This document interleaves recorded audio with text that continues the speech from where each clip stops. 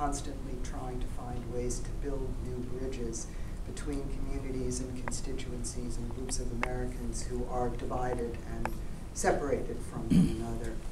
And surely we've been very excited and very gratified, I think, over the years when we've seen a particular coalition, which we sometimes call the Black and Independent Alliance, come together, which happened in 2008 with the election of Barack Obama, surely, and which we've also seen happen in New York City here in some of the mayoral races in the election of Michael Bloomberg.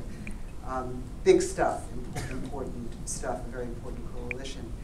One point about the centrism issue. See, one thing, and I agree completely, Nikki, with all of what you said politically and historically about the mushy center. It also has an unmushy side, too, which is a divisive side, and we've seen that.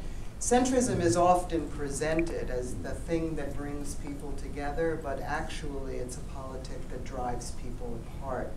We saw that manifest in the earliest days of the independent political movement, when Perot was running for the presidency and a broad coalition came together after that run to try to create a new national political party, which ultimately became the Reform Party. And there were terrible fights, tremendous fights that went on about whether this party was going to be a centrist party, which some of the more prestigious elected official types were advocating for, or what we called a populist party, a party that brought ordinary Americans together across racial lines, across ideological lines, across geographic lines, et cetera, to create a new kind of politic.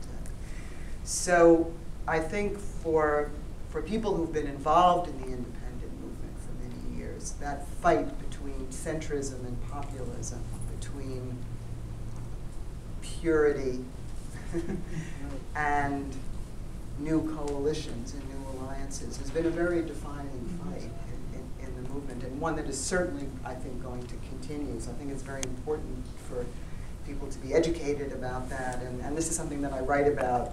As you said in my book, I deal a lot with the history of this fight, because historically it's a very, very important fight. I mean, after all, some of the people who were advocating for a centrist national political party were basically saying, and this kind of connects to your story, we'll bring the more conservative Democrats who are white and the more liberal Republicans who are white together in a centrist party. Oh, and the black people, they'll stay behind in the Democratic Party, but they'll be happy because the party will be smaller then, and then they'll have more power within this party. And that was, this was actually, by the way, I'm not making this up. People wrote books articulating this as a thesis or as a blueprint for how to build the independent movement. Well, many of us who've been in independent politics for a long time fought tooth and nail against that.